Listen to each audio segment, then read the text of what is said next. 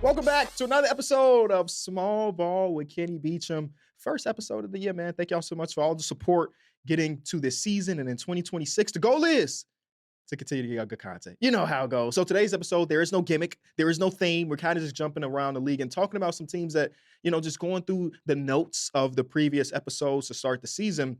I haven't really talked about these teams a ton, and I want to talk about them. I want to talk about some of the more topical situations around basketball. The 65 game rule, should it be abolished, is a big conversation over the interwebs. And the teams we're talking about later, the 76ers.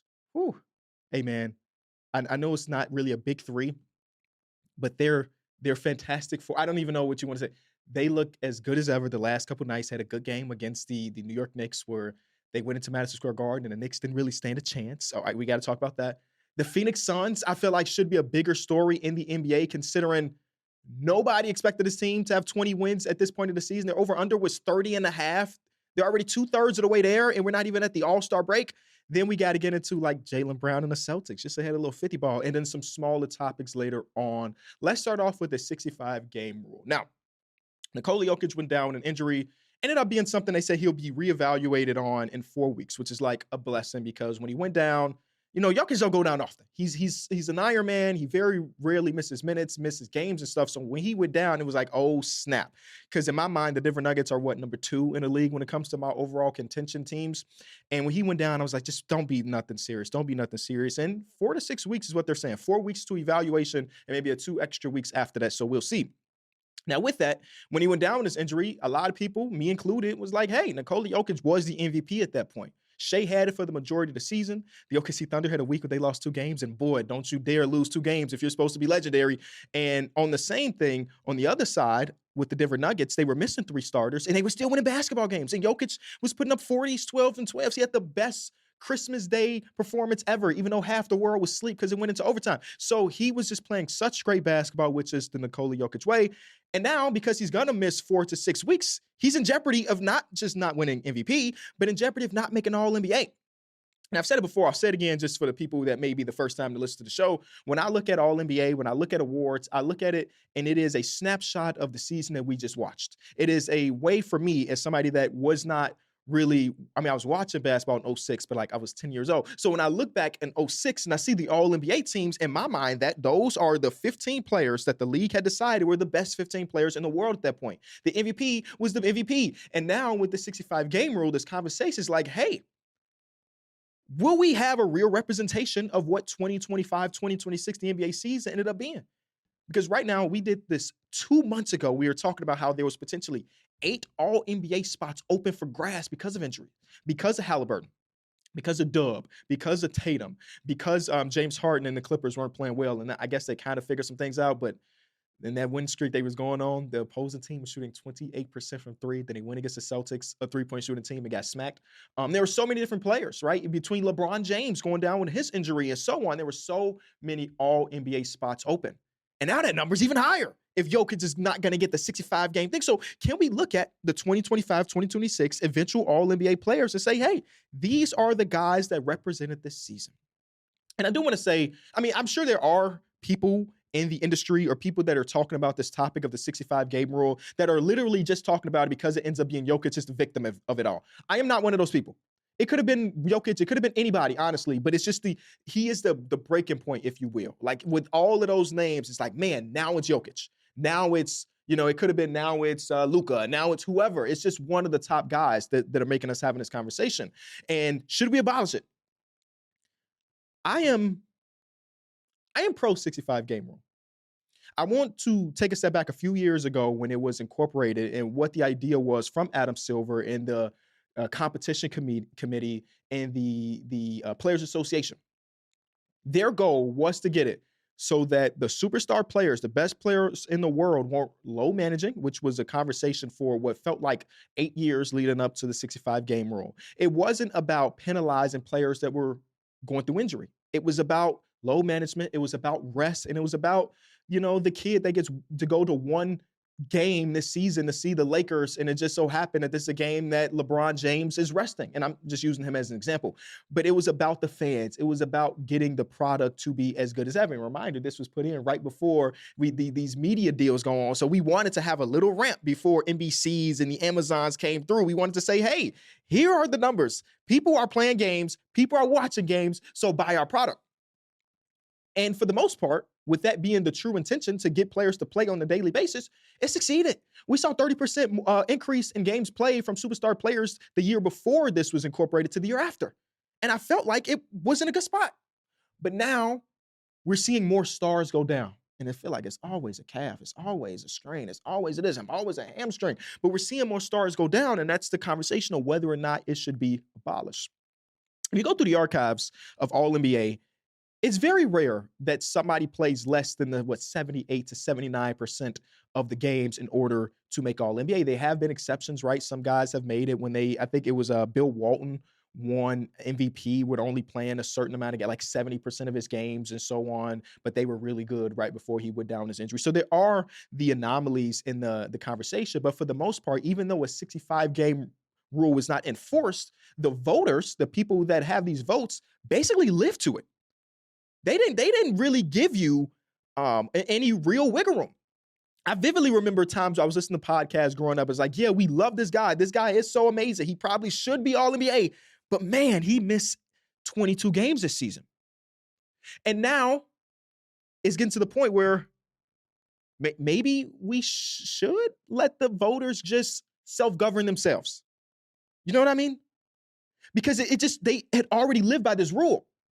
And one of the things that I've been listening to Zach Lowe a lot this season. Shout out to him. There was years where I just wasn't listening to any NBA podcasts, and he made a very good point that there is a world where you could convince yourself that 60 to 62 games of Nikola Jokic is significantly better than 73 games of insert All-NBA third team guy that's going to make it. I think that's fair. But in the same thing, I'm like, man, 65 games. It's not that many games in the grand scheme of the NBA. 78, 79% of the season. So here are some solutions that one of them I came up with, one of them I read in an article. The first one is that the 65-game rule only matters for overall awards. So yes, you can't win MVP if you got 60 games in the season, that's pretty normal. You can't win DPOY with only 55 games. Sorry, Wemby. Sorry, it can't be you. But when it comes to All-NBA, the 65-game rule only matters on first team and second team. I don't hate that idea. Because I'm trying to think of some third team guys, and this is just off the top of my mind. This is not even my script. If Alperen Sengun is there, shout out to Alp. I mean, he went down with an injury the other night, and it felt like the entire infrastructure of the Houston Rockets fell, and KD can't do everything by himself. If it's Sengun in his season in third team versus Nikola Jokic in 60 games, I think we kind of just want to give it to Jokic and let him be like a part of the history that tells you what this season was about. So I'm mad at that idea. It opens up ways for a guy like Victor Wembanyama, who I don't know how many games he's going to end up with. And a lot of this is contingent on like this injury for Nikola Jokic only being something that leaves him out for the 4 to 6 instead of it being 8 to 10. Because if Jokic plays 55 games, then like I don't even think there should be a conversation, even though he is as great as he is. I feel like there has to still be some level of threshold. And the one that I came up with, and I don't even know if this makes sense. This is just one of those things that's been in my mind over the last couple of days, as a lot of people have been having these conversations. Is there a world where we have some type of injury exemption? Because remember what the idea of this was. The idea behind the 65-game rule was to get it so we don't get rested and we don't get load management. But if you have a guy like Nikola Jokic who already has the ideas of people of the idea of Nikola Jokic that he's going to play, if we have some type of injury exemption where we know that the games that he missed was literally because he cannot play, and it wasn't because he was resting or it wasn't because he was load managing, can we have an injury exemption if you're 5 to 8 games off of that 65-game rule? You have to prove that the injury that you have this exemption for is a legitimate injury. It can't just be like a contusion, which does hold people out occasionally. But you need like a doctor's note that say, hey, man, Nikola Jokic wanted to play these last couple games that would have got him over 65 games. But unfortunately, his knee exploded. Not in his case. So can we have something like that? Because there is a little clause in the contract that says like you could go to the league office and you say, hey, we were at 63 games, but 2 of these games that we missed were extreme circumstances and they might let you be eligible. But injury exemption could be interesting. Now, I know that opens up the opportunity for it to be finagled, but we ain't got to think about that right now. When we come back, we'll talk about some teams that have been super surprising.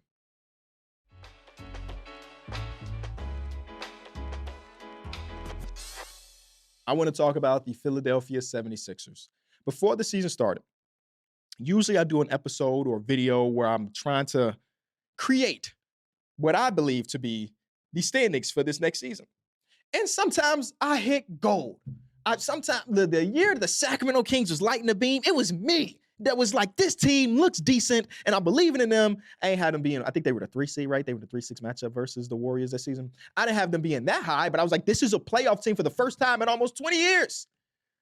And there's also years like last year, I was like, the Clippers are trash, and they won 50 games. And this year, I didn't do it for a lot of different reasons, family, yada, yada, yada. But I look back and think to myself, if I were going to do that, where the hell would I put the 76 before the season started? Because there's a conversation for them to be one of the 4 best teams in the Eastern Conference, but it's also a conversation for them to be number 10, number 11 maybe. And right now, according to the standings, they're at number 5. It's always fluctuating. The difference between the 4 seed and the 8th seed right now is a game. So like, I don't know, by the time this episode comes out, who knows? They might be down or they might be up. But they have put together a couple great wins, and they've been able to stay afloat. We did the episode about the vibe ratings like 2 weeks ago. We were talking about how the 76ers have one of the best vibes of basketball because this entire season feels like found money. And that is the case. But for the first time for the entire season, they look like a really healthy and competent, complete team. All of their guys have been healthy, and over the last couple of days, they got their first wins with Maxey, VJ, PG, and Joel Embiid all on the court together, which is something I think they were 0-2 before that, and since then they've won like 2 or 3 games or so. And it's starting to like, forgetting about the history, forgetting about yada, yada, yada. If you were to look at the 76er team with no prior references, you would say, hey, this team looks like a team that can be, let me chill. But there's a couple reasons why I feel that way, right? I'm not going to say that I believe that they're going to win the Eastern Conference. I'm not even saying that they're in contention to do such a thing. But I do believe that this is going to be a team that once we get down to the playoffs, assuming health, which is maybe the toughest thing you can assume, but a 76er team, assuming health, this is a team that I feel like you should be finagling your standards to stay away from.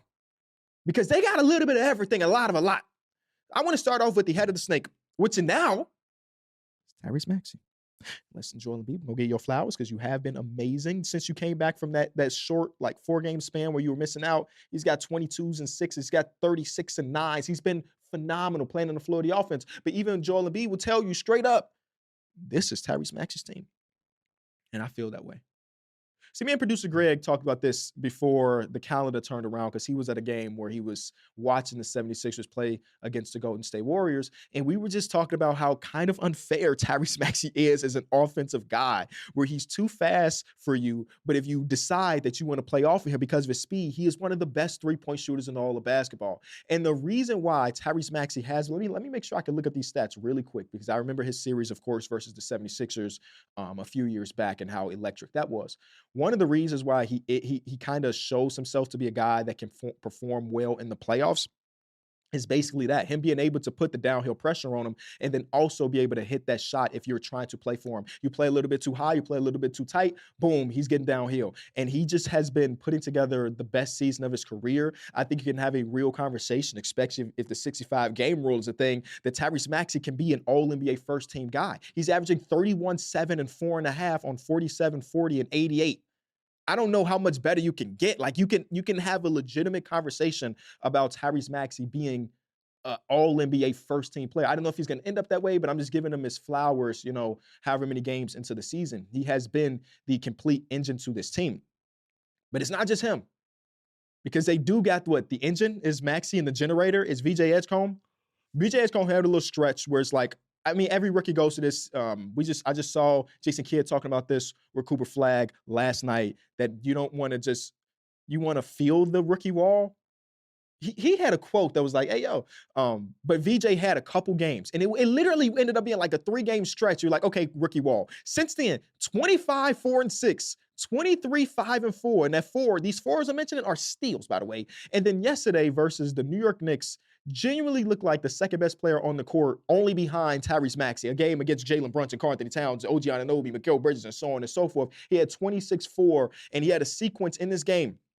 Well, I'm sure you've seen it over social media, where he hustles back on defense, blocks a Mikal Bridges corner three that gets down to the other side of the floor, finishes, and he has a possession like that, or Superman or video game possession every single game.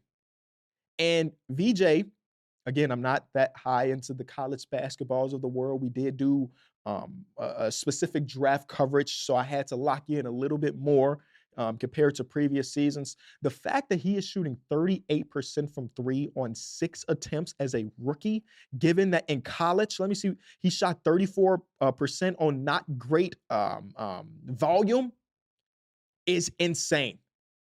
And it felt like when he started off, when he was dropping the most points by rookie debut, whatever it ended up being, it was like, nah, this ain't sustainable. There's no way he can go out there and shoot this well from three the entire time. And it has dropped at least a little bit, but him being 38%, again, similar to what we talked about from Tyrese Maxey, being that athletic and that bouncy and being able to hit this shot. Now, this is going to be a shot that once we get to a postseason series, whatever team they're going against, they're going to give VJ all of these shots because he is a rookie in his first playoff series. And again, though we have now 29 games of him shooting 38%, I'm sure when it comes to the scout report, you're going to prioritize Max, you're going to prioritize Joel Embiid. If that means that the rookie has to beat us in a 7-game series, you're going to live with that. So he's going to have to make these in the postseason. But the fact that he's able to do this right now is just electric. And they just, I don't know, man.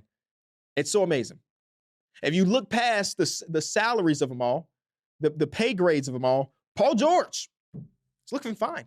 He's looking good. Now, he ain't looking like the $50 million player, but I think that's okay in the right now, because one of the things, I don't want to blame it on a single player. Damn, I don't want to blame it on a single player because it's not a single player.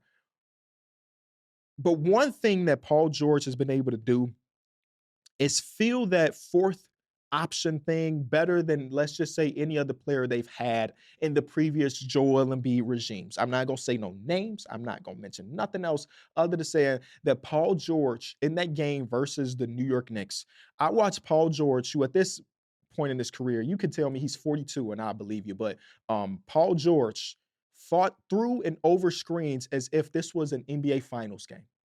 The 35, almost 36-year-old was really out there playing defense as if he was back in OKC when he finished top 3 in defense. Now, the impact won't be that way because he's lost a little bit of his athleticism and so on and so forth. But to have a guy, again, he's making a lot of money, have a guy that can be the 4th most important player offensively and fight that hard, I got to give Paul George his flowers, because when you are one of the top paid guys and you are a guy that's made all NBAs and all defensives and was top 3 in MVP, really recognizing that in this situation, on this team, in your later age, your role is going to shift, it's hard to do. We've seen some of the greatest players, I won't say fall out of the league, but fall out of grace with many teams because they couldn't personally accept the fact that they were a declining player or that they are not the player that they used to be. Paul George has been able to accept that, and he's averaging a 16, 5.5, and 3. He had that 136-point game against Atlanta. I think they lost that game, though.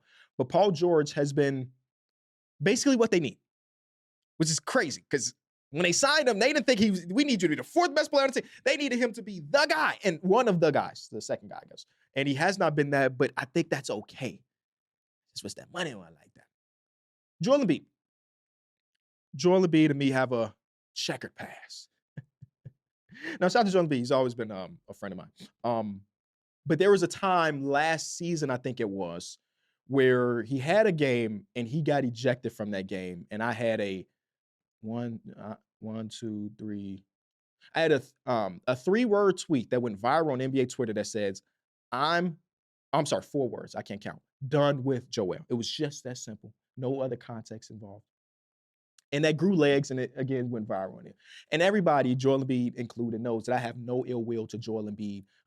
And this season, one of my favorite things about Joel Embiid, even though, again, he looks like he's laboring sometimes and so on and so forth, him playing in the flow of the offense is at a whole nother level, if you ask me. Obviously, we know Joel Embiid can be a guy that can average 30 points per game. He did it like 4 years of the last like 6 or something. But him playing within it, and then still being able to, like, late in the games, you're like, oh yeah, I'm being guarded by Huck Porty or just making up some guy. And I can still get my own. It's just so great. And I'm hoping that the way they're managing his minutes and they're managing his load for the entirety of the season can get it so that once we come to the postseason, he will be actively ready to give them 30 to 35 games and, a full win. The best thing that I've seen Joel Embiid do this season is not even something that happened on the court as far as like his overall stat line, but in that game versus the Grizzlies, I think he played almost 40 minutes and they won that game and it was great. And I just want Joel Embiid to be healthy for an entire playoff run because I think that this 76er team is going to be a really, really tough out.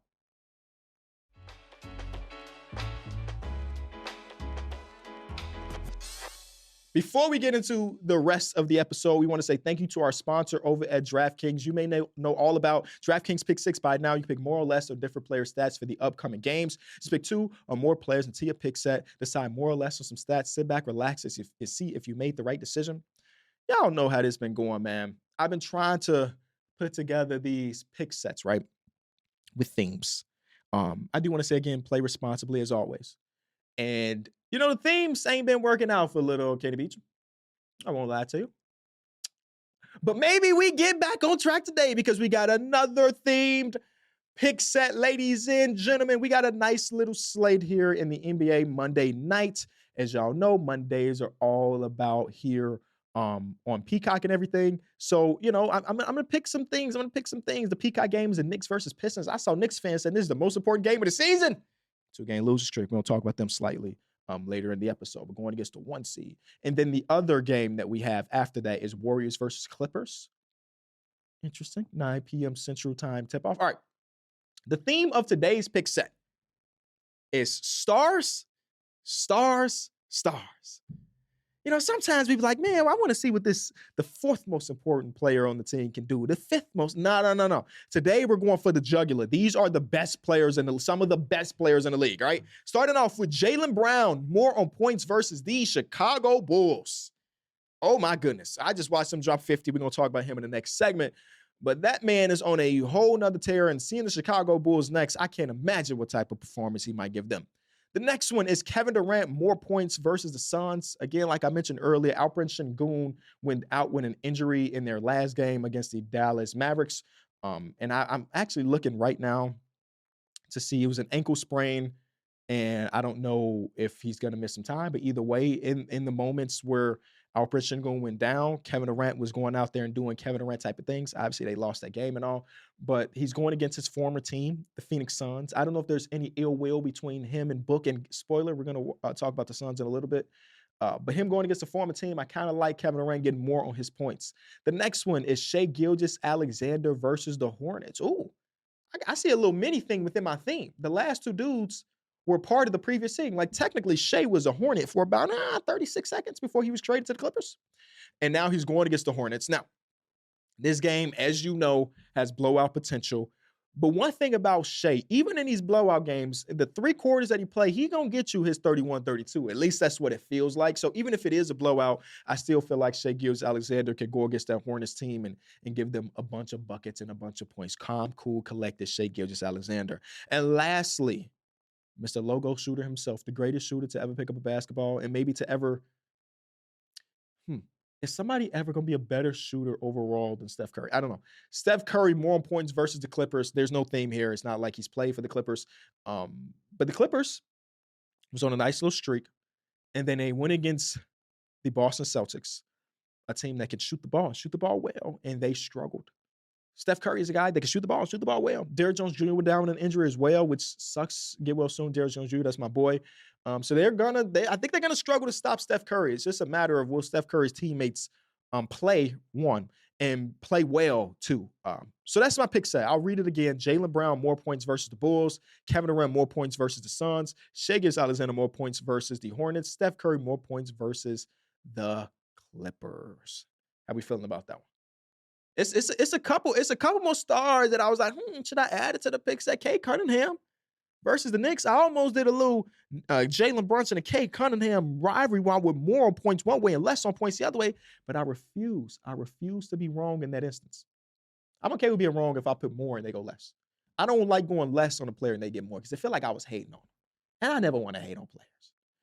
All right, when we come back, we'll talk about the Boston Celtics, one of the surprise teams of this NBA season. For those who haven't checked out DraftKings Pick 6 yet, there's an exclusive offer waiting for you. Right now, new DraftKings customers can play $5 and get $50 in Pick 6 credits. All you have to do is download the Pick 6 app and use promo code ENJOY when you sign up. Pick 6 is available in most states, including Texas, California, Missouri, so don't be afraid to get in on the action. Ride the upside with Pick 6.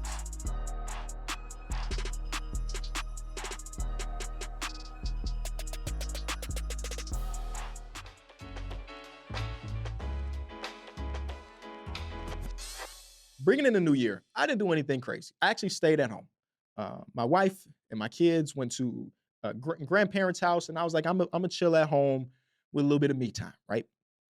While chilling at home, I guess it wasn't me time because I was chilling, talking to the guy. I got some FaceTimes. I'm talking to friends that I ain't really talk to. You know, sometimes you text one of your buddies just to make sure they're doing okay, but you ain't really talk to them. I was talking to one of my boys. My boy's a basketball fan, but he's not a basketball fan, if you know what I mean. Like, he wouldn't watch this show, even though I'm his boy. But he likes to at least keep up with the NBA, at least enough. And he asked me about the Celtics, because he knows Jason Tatum is out with an injury. And he also sees the standings of the Boston Celtics being one of the best teams in basketball right now, even though 6-time All-NBA player Jason Tatum is sitting courtside with a fit on. And he asked me, how?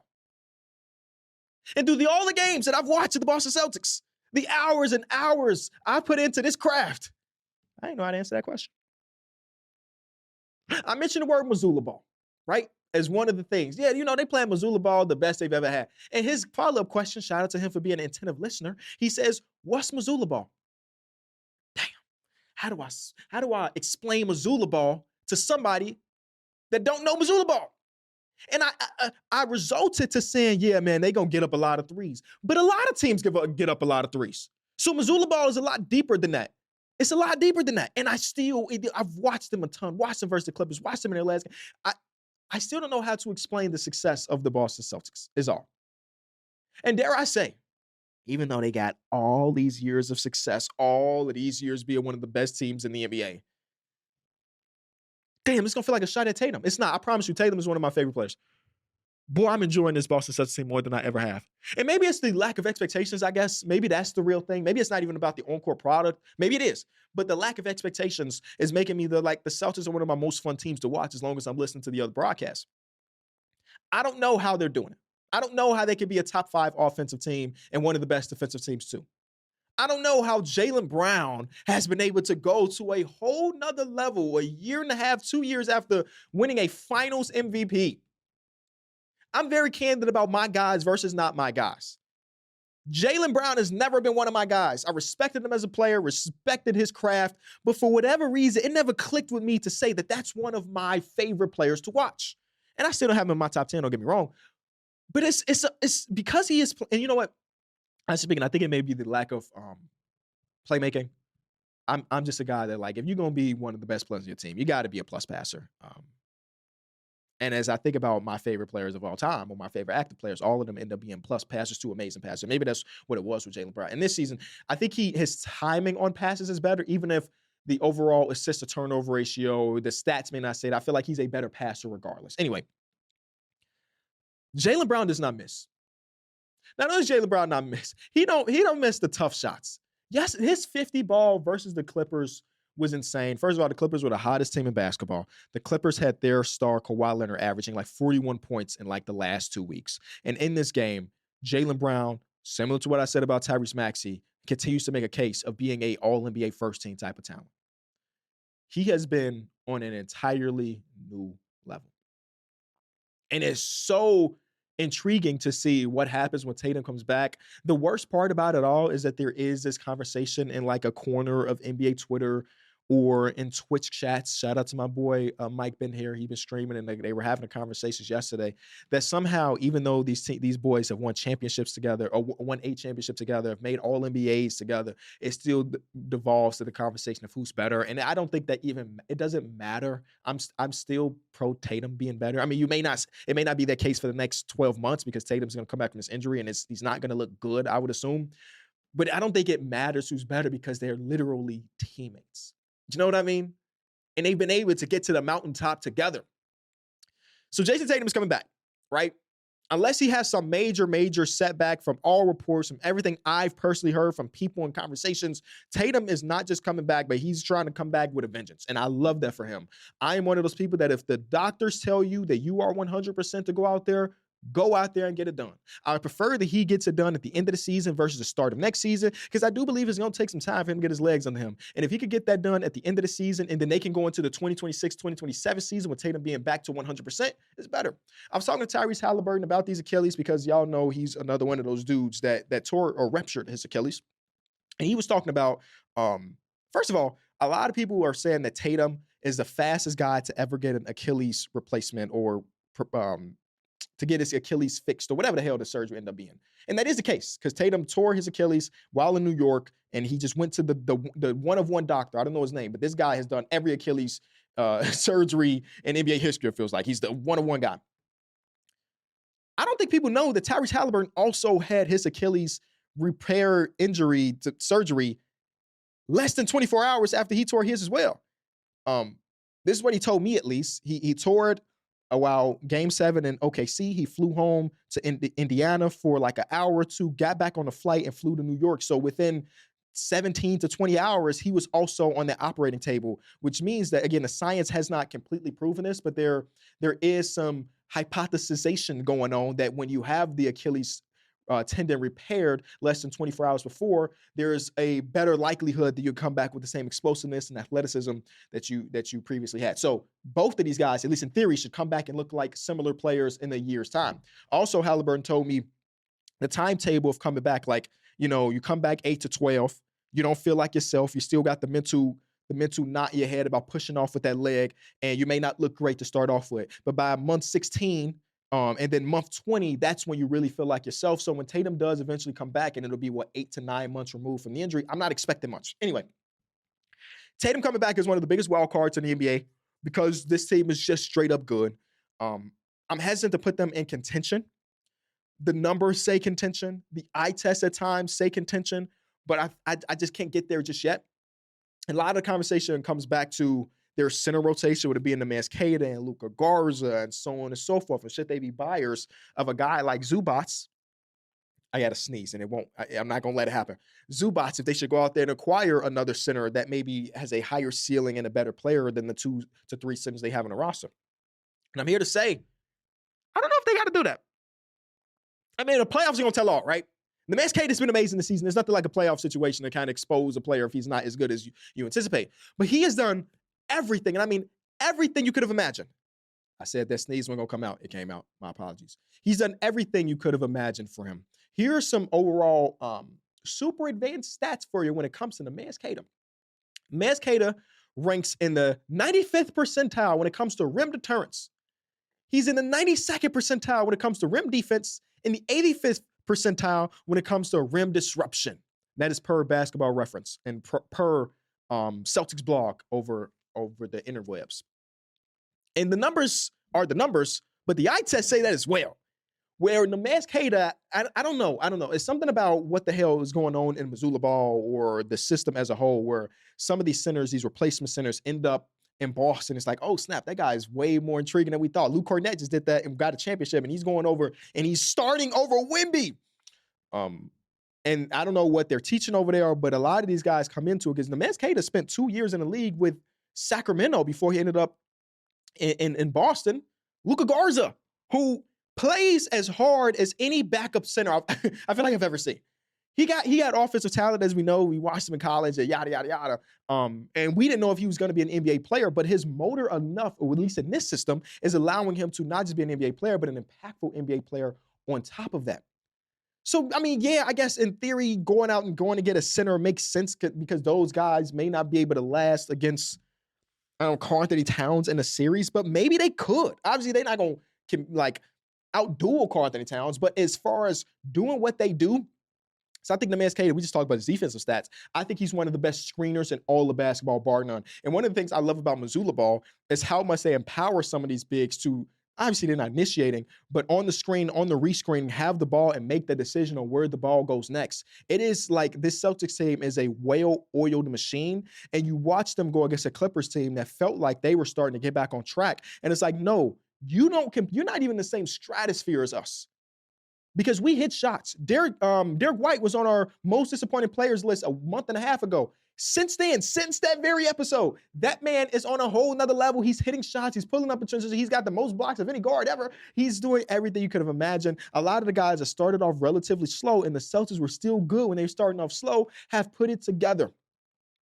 Jaylen Brown, at this point in time, would probably end up top 5 on my MVP ballot. That's crazy. So shout out to the Celtics. Shout out to Jaylen Brown. The Celtics never die, even if it may feel like they're incentivized to do so. They got that pick. It won't matter. When we come back, we got Phoenix Suns.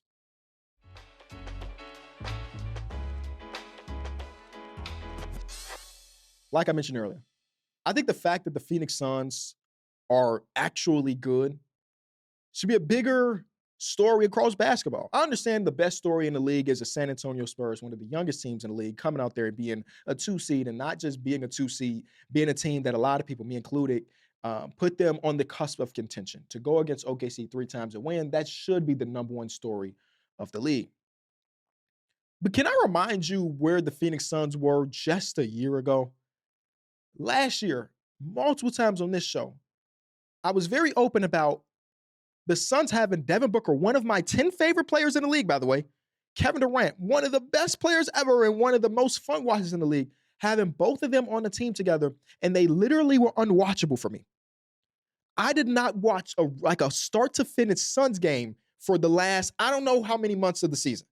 I was possessions, I was highlights, I was this, I was that, I was getting in and getting out, but from start to finish, I was not watching because it was as, I don't know, dull, and there was a lack of inspiration. It was so bad. They had the new owner syndrome come through. Matt Ishbia comes through and say, hey, I'm going to turn this team around. I'm going to trade everything that we have to go get a guy like Kevin Durant. And obviously, like I mentioned, that didn't really work out well.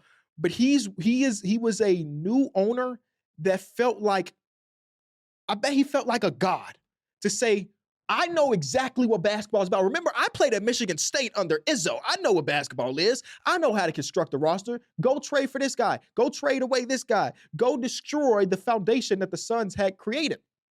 And it didn't work. That owner traded away everything. And new owner syndrome is real. We see it all the time. But what is rare is when the new owner syndrome turns down a notch, and then that owner's like, oh, snap, I actually got something cooking here. I don't know. He traded away everything to put together a failed big 3. And then coming into the season, he made fun of us because we were like, that team ain't good. He said, y'all thought we were good for the last 3 years. And guess what? Y'all were wrong. And now y'all think we bad. You're going to be wrong again. Which is one of the crazy quotes you can have. And then they traded away that guy, Kevin Durant, for what felt like pennies on a dollar. Jalen Green, Dylan Brooks, and basically nothing. Like that was it. Jalen Green has only played 5 quarters this season. And yet, this team, as of right now, as I record this, they do have a game tonight, have 20 wins. They're 20-14 with an over-under of 30.5. That should be a bigger story, but it's not. And I mean, it's the Suns. I mean, the Suns were goddamn competing for championships, and I feel like nobody's talking about it but me because Chris Paul was on the team. But the owner, who was as crazy as can be when it comes to the roster construction, eventually said, my bad, let me chill. And instead of continuing to throw gas on this fire and having the sunken cost fallacy, which I feel like a lot of teams end up having when they trade away 5 first-round picks for a player, he conceded that he was wrong. And then now they have a team full of outcasts, a team full of reclamation projects, and they continue to win basketball games. I also think it's funny that they don't have their own first-round pick for 7 years. 7? 7? In 7 years, I'll be pushing 40. That's the next time the Suns will have the full rights to their own first-round pick. Brother, I will be 37 years old. I guess 36. I'm not even 30 yet. Let me chill, you know. Now, if you want to take a look under the hood, almost all of their wins they've had this season are against bad teams. I don't care. Because one of the most important things when it comes to being a playoff team or being a team that's above that bottom tier. It's taking advantage of the really bad teams they come to town. When you go into a city like, I don't know, Washington, no disrespect. You go into a city like Brooklyn, no disrespect. If you believe that you're better than them, you have to dominate that team every chance that you get, and they have been able to do that. And they do have sneaky wins against some top-end talent, but for the most part, they're just taking care of business versus bad teams. Like I mentioned earlier, Jaylen Green, who going into the season, a lot of us assume would be their second most important, second most impactful player, has played a total of 5 quarters, and they're here right now. You got to give a lot of credit to Jordan Ott. Jordan Ott has empowered players that we had already formed opinions about. We knew who Dillon Brooks was. We knew who Grayson Allen was, so on and so. We knew who Royce O'Neal was. He's empowered them to play outside of the role that we had given them as NBA players. When Grayson Allen has been healthy, which has been rare at this point, honestly speaking, Grayson Allen was running more ball screens than any time in his career. He was cutting more than any time in his career. He's been the role man more than any time in his career. And this is a guy that, what was that year? When before Grayson Allen turned into a super soldier and put on all that muscle, Grayson Allen had that one year where he shot 46% from 3. That was his full identity. I'm going to shoot threes. They may be from the logo. That is what they pay me for. And since then, it's 18 games. He's having a career year, and he is putting the ball on the floor. He's getting to the basket. He's doing a lot of things that we just didn't see him do in his time in Phoenix, or his time in Milwaukee, or his time in Memphis. And I forgot about his first year in Utah. Golly. Empowered him to be more. And I think obviously that won't work for everybody. You can't empower all your players because some of the players don't have the chops to be a guy that can run pick and rolls. But what it allows him to do in Grayson Allen is understand that there will be times where he's going to be able to do that. But sometimes the role might shift back to what you normally were paid to do for the first 6 years of career, and he still will be able to do that. To have this level of dynamicism. Am I putting it together this episode? Y'all let me know. To have that level of dynamicism, to know that Grayson Allen is not exclusively a sit at the wing 3-point shooter anymore, opens up the offense for so many other players. Dillon Brooks. They said Dillon Brooks belonged to the Shanghai Sharks 3 seasons ago, and since then, he's having a career year, 21 points per game. And the first week of the NBA season, I went on numbers on the board, and I said, hey, man, this is our shout out to the Ringers fantasy football team. They do this thing every single week where they call intrusive thoughts. I think you all kind of do this when you watch sports. You have something in the back of your mind and say, wait a minute, this guy ain't even that good, or this guy does this. My first intrusive thought of the entire season after the Suns' first 3 games was Dillon Brooks is a culture shifter as a role player, which is just straight up rare. And that has been the case. The Suns team had 0 fight last season. Right now, they will not go out without one. He's 21 points per game, man. Turnaround mid-range jump shot. Signature move for Dillon the villain. Who expected that? So it's been working out really well. Now, I say this recognizing that their January schedule is really tough. They got OKC tonight as I record this episode. So, yeah, that go.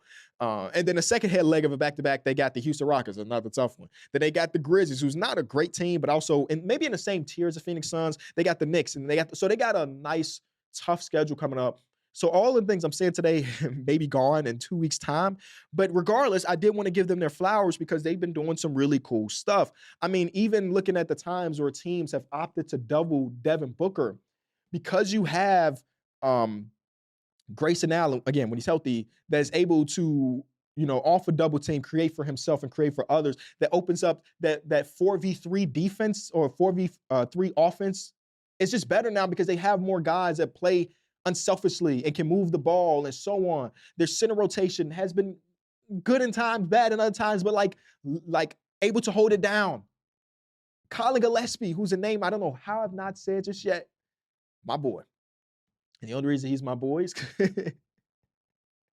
this is how insane covering the NBA really is. We did an episode for the people that don't watch Numbers on the Board, which, hello. We did an episode. We were predicting breakout players.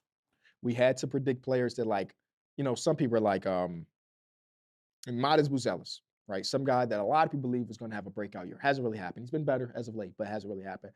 And then we needed a few deep cuts. These guys, deep cuts. Colin Gillespie was one of my deep cuts. And I'm going to take credit, but I can't take full credit because it wasn't even off watching him play. I used one of my advanced analytics databases to compare Ty Jerome's first couple years of his career to somebody. And that somebody, the match that was closest to was Kyle Gillespie. And he's having the Ty Jerome season now. It's different because the man Kyle Gillespie literally, I feel like I've never seen him miss a three-point shot. But I can't take full credit because it wasn't my real thoughts. It was data. So 0.1 for advanced analytics, I guess, because they're predicting the Kyle Gillespie breakout. I'm sure it's had a lot of predictions where it wasn't. I'm looking at Kyle Gillespie's basketball reference right now. He's shooting 43% from three. 43% from three. A position of need for the Suns was point guard. They got that. It's Kyle Gillespie, full stop. He's at the 7 threes a game. But I'm also, the reason I bring him up, I'm looking at his basketball reference. You know, they got the nickname portion of basketball reference. His nickname is Villain Jr. As in, like, we just talked about Dylan the villain. He's Villain Jr. I didn't know that was going on in Phoenix. I had no idea that Kyle Gillespie was a villain as well. We root for those. When we come back, we're gonna take a quick jump around the league a little bit more.